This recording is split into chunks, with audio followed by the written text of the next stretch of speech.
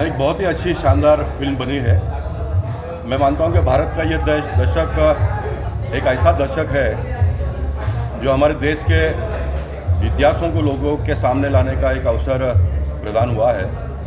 चाहे वो कश्मीर फिल्म जैसी एक अच्छी फिल्म बनी, महारानी नायिका देवी जो यहाँ पर अभी स्क्रीनिंग हो रहा है, इससे मुझे लगता है कि आने वाले दिनों में हमारी जो नई पीढ़ी है उनको एक स्फूर्ति मिलेगी, उनका एक मनोबल बढ़ेगा।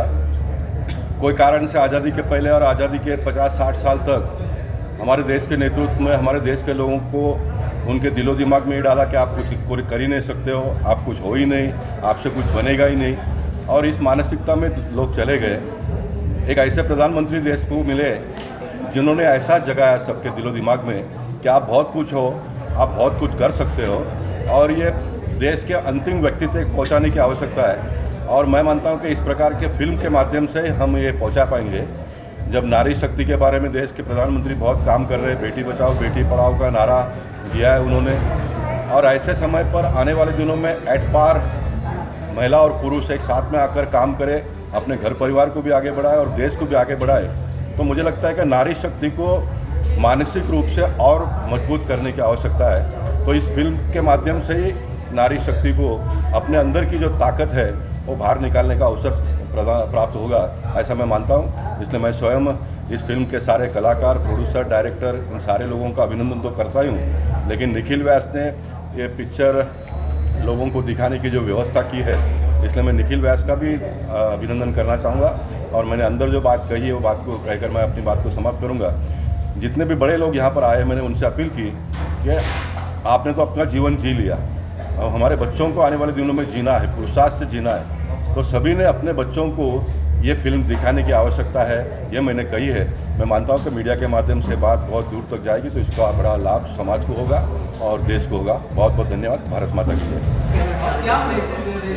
राजमाता नायिका देवी ये पिक्चर भारतीय संस्कृति को दिखाती है। मोहम्मद घुरी को धूल चटाकर उन्होंने जो अपने राज्य को बचाया, पाटन की महारानी थी, पाटन की राजमाता थी। मैंने देखा कि पिक्चर गुजरात में गुजरात सरकार ने उसको टैक्स फ्री किया और यहाँ पे स्क्रीनों में जगह नहीं मिल रही है। इसे बॉलीवुड का दबदबा कहिए या मल्टीप्लेक्सों की मजबूरी कहिए या लोगों में अवेयरनेस की कमी कहिए, स्क्रीनें नहीं थी। और मुझे काफ़ी लोगों ने कहा कि निखिल भाई हमने जोऊ है એટલે हमें स्पेशल स्क्रीन का हमने आज अरेंजमेंट किया है। और मैंने पिक्चर के डायरेक्टर को संपर्क किया, उन्होंने बहुत ही दोनों हाथ खोल के इस विषय का स्वागत किया। आज वो पूरी पिक्चर की स्टारकास्ट, नायिका देवी खुद, पिक्चर के डायरेक्टर, ये यहाँ पे लोगों के साथ बैठ के पिक्चर का आनंद ले रहे हैं। मुझे लगता है ये पहली या दूसरी बार हुआ है। इसके पहले what about Savarkar Marathi picture का भी हमने ऐसे ही स्पेशल स्क्रीनिंग करवाया था। किस तरह से ख्याल आया मूवी बनाने? जी, ये ख्याल तो हमारे प्रोड्यूसर सर का था और उन्होंने मुझे अप्रोच किया था फिल्म बनाने के लिए। और ये फिल्म की भाषा सिर्फ गुजराती है। फिल्म भारत की नायिका देवी पे आधारित है, और ये भारत की पहली नायिका है जिन्होंने मोहम्मद घुरी के साथ युद्ध लड़ा था पृथ्वीराज चौहान से भी 13 साल पहले, और उन्हें परास्त किया था। और हम चाहते हैं कि ये फिल्म सिर्फ मुंबई या गुजरात नहीं देखे तो पूरा भारत देखे, और उसी तरीके से प्रचार करने का हमारा प्रयास है। इसमें आपका रोल है, उसके बारे में जरा बताइए। एक पाटन की महारानी नायिका देवी पे जो आधारित मूवी है। मैं इस फिल्म में जो नायिका देवी है उनके हस्बैंड का रोल प्ले कर रहा हूँ, जिसका नाम है अजय पाल। अजय पाल जो है वो पाटन के राजा होते हैं। उनके देहांत के बाद नायिका देवी शासन करती हैं, और काफ़ी अच्छी तरीके से अजय पाल का जो किरदार इसमें दिखाया गया है काफ़ी अच्छा है। और जिस तरीके से नायिका देवी ने इस मूवी में काम किया है, तो बस सिर्फ यही कहना है कि जैसे आप साउथ की फिल्म्स देखते रहते हो, हिंदी फिल्म्स देखते रहते हो, बट जब इतिहास की बात आती है तो इतिहास कोई एक लैंग्वेज और एक भाषा में सीमित नहीं है। सभी लोग अपने इतिहास को जानने के लिए कोई भी लैंग्वेज वो आप ज़रूर देखिए। और नायिका देवी जो हमारी पहली वीरांगना थी, उनके बारे में आपको जानने के लिए ये फिल्म ज़रूर देखनी चाहिए। नमस्कार, मैं हूँ खुशी शाह, यानी आप सभी की नायिका देवी, और मुझे बताते हुए बेहद खुशी हो रही है कि मुझे किरदार निभाने का मौका मिला। मतलब मैं बहुत सौभाग्यशाली हूँ कि ऐसा किरदार के लिए शायद मेरा जन्म हुआ था। मैं थैंक्स कहना चाहूँगी उमेश शर्मा जो प्रोड्यूसर है हमारे इस फिल्म के, और डायरेक्टर नितिन जी को, कि उन्होंने ऐसा साहस किया जहाँ ऐसी ऐतिहासिक फिल्में नहीं बनती है, तो वहाँ ऐसे एक फिल्म बनाने का प्रयास अपने भारत में एक ऐसी वीरांगना थी, अपने गुजरात में एक ऐसी वीरांगना थी जिसके बारे में शायद ही कोई जानता ही नहीं था। जहाँ तक मैं जानती हूँ, मुझे खुद को ये पता नहीं था और बहुत बेहद शर्म की बात है। तो इस मूवी के द्वारा मैं चाहती हूँ ये मूवी हर एक बच्चा देखे, हर एक नागरिक तक ये फिल्म पहुँचनी चाहिए, क्योंकि ये हमारा भारत का उज्जवल इतिहास है। नायका देवी भारत की प्रथम महिला योद्धा थी, ये भी बहुत कम लोगों को पता है। जितना न्याय झांसी की रानी को दिया जाता है, उतना ही न्याय मैं चाहूँगी कि नायका देवी को भी मिले, क्योंकि मोहम्मद घोरी जैसे क्रूर आक्रांता को एक ही बार में पराजित कर दिया था। और 13 साल तक मोहम्मद घोरी ने कोई युद्ध नहीं लड़ा था और गुजरात की तरफ तो पलट कर नहीं देखा था। तो ऐसी फिल्में बहुत कम बनती है। ये ऐतिहासिक फिल्म है, अपने भारत का इतिहास है, ऐसे इतिहास को दबाया जाता है। इस फिल्म के द्वारा उसे उजागर किया गया है, तो ये ज़्यादा से ज़्यादा लोगों तक जो ये शो रखे इन लोगों ने, मेंबर ऑफ पार्लियामेंट, उनको मैं थैंक यू कहना चाहूँगी कि उन्होंने ऐसे शो रखे और दोनों हाउसफुल है। तो थैंक यू, ज़रूर से ये फिल्म देखिए और अपना अभिप्राय दीजिए। નાયકા દેવીનું સ્પેશિયલ સ્ક્રીનિંગ છે, શું કહેવું છે તમારું?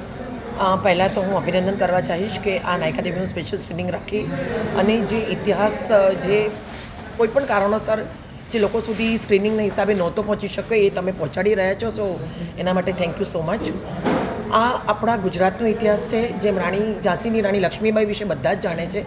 આ આપણે ગુજરાતની પોતાની રાણી લક્ષ્મીબાઈ એટલે કે નાયકા દેવી છે, તો એનો ઇતિહાસ આપણી સામે સમક્ષ લઈ આવનાર પ્રોડ્યુસરજી ઉમેશ શર્માજી અને નીતિનજી, આઈ એમ સો ગ્લેડ કે આ ઇતિહાસને કોઈક આટલી બધી એફર્ટ કરીને આપણી સામે આપણો જ ઇતિહાસ મૂકે છે। અને 12મી સદીનો આ જે ઇતિહાસ કે જે એક વીરાંગના જે આપણે ક્યાંક ઇતિહાસના પાનાઓમાં દબાઈ ગયો છે, ક્યાંક ધરબાઈ ગયો છે, કે એક સ્ત્રી પોતાની શક્તિથી અને પોતાની હિંમતથી જે મોહમ્મદ ઘોરી જેવા ક્રૂર વ્યક્તિને पराजित करे छे। नायिका जो थी मोहम्मद घोरी को छठी का दूध दिलाने वाली पहले महिला थी। उसके ऊपर, उसकी जीवनी के ऊपर जो फिल्म गुजराती में बनी है, गुजरात सरकार ने इसको टैक्स फ्री किया है। आज हमारे उत्तर मुंबई के महामंत्री निखिल जी ने यहाँ के रहवासियों के लिए प्रेरणा देने के लिए उसकी पीवीआर में 2 हॉल उन्होंने बुक किया हुआ है।